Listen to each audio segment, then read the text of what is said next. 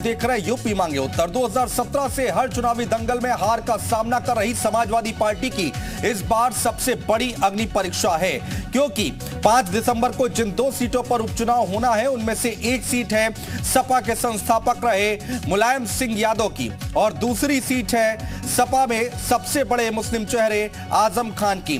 मैनपुरी और रामपुर में अगले महीने उपचुनाव होंगे, जिसको लेकर सपा और बीजेपी में सीधी टक्कर है। हर चुनाव में हार झेल रही सपा के सामने चुनौती है मुलायम सिंह यादव की सीट पर किसी और का कब्जा ना हो, तो वहीं बीजेपी इस बार भी मैनपुरी में जीत का प्रण ले चुकी है, यानी दोनों तरफ से किलेबंदी हो चुकी है। सियासी योद्धा एक दूसरे को मात देने के लिए तैयारियों में जुटे हैं। तो आज इसी मुद्दे पर चर्चा करेंगे कि क्या सपा अपना गढ़ बचा पाएगी या फिर सपा के गढ़ में बीजेपी का कमल मुरझा जाएगा। लेकिन उससे पहले एक रिपोर्ट देखिए। इन्हें देखिए, घर से ही सोप मैन्युफैक्चरिंग करते हैं और महीने का 1 लाख कमाती हैं। आप भी सोप मैन्युफैक्चरिंग करना चाहते हो, इनसे सीखना है तो फ्रीडम ऐप को अभी डाउनलोड कीजिए।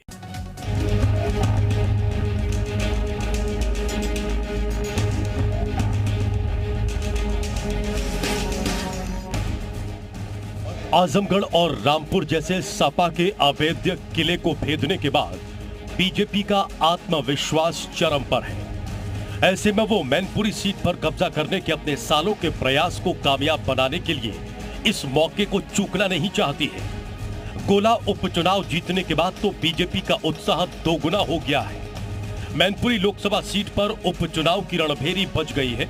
मुलायम सिंह यादव के निधन के बाद खाली हुई सीट पर एक और जहां सपा के लिए साख बचाने की चुनौती है, वहीं बीजेपी सपा का एक और मजबूत गढ़ भेदने के लिए तैयारी कर रही है।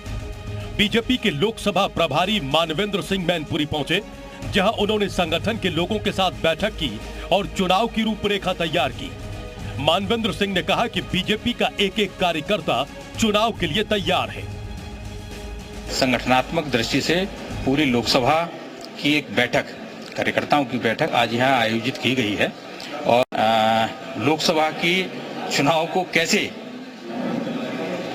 मूल रूप दिया जाएगा जमीन तक, उसके लिए कार्यकर्ताओं की सक्रियता रहती है। एक्टिव मोड में सभी कार्यकर्ताओं को लगाने के उद्देश्य से आज की ये बैठक है। माना जा रहा है कि नेताजी मुलायम सिंह यादव के न रहने से इस सीट पर सपा की पकड़ कमजोर होगी। पार्टी इस सीट पर उम्मीदवार किसे बना रही है, इससे भी यहां का समीकरण निर्धारित होगा। नेताजी मुलायम सिंह यादव की सीट पर अगर अखिलेश के चाचा शिवपाल ने दावेदारी ठोक दी तो इससे सपा को बड़ा नुकसान झेलना पड़ेगा और बीजेपी बाजी मार सकती है।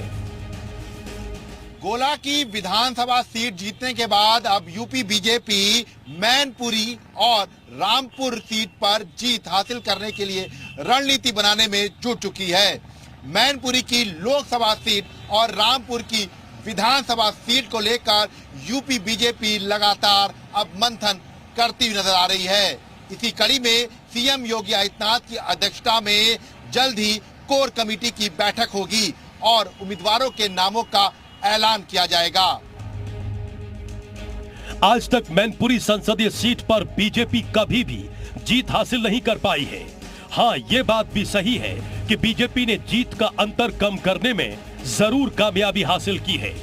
2019 में सपा बसपा गठबंधन के बावजूद नेताजी मुलायम सिंह यादव करीब 95,000 वोटों से ही जीत पाए थे। नेताजी के न रहने से मैनपुरी की राह बीजेपी के लिए आसान साबित हो सकती है। ब्यूरो रिपोर्ट, जी मीडिया। इन्हें देखिए, घर से ही सोप मैन्युफैक्चरिंग करते हैं और महीने का 1 लाख कमाती हैं। आप भी सोप मैन्युफैक्चरिंग करना चाहते हो, इनसे सीखना है तो फ्रीडम ऐप को अभी डाउनलोड कीजिए।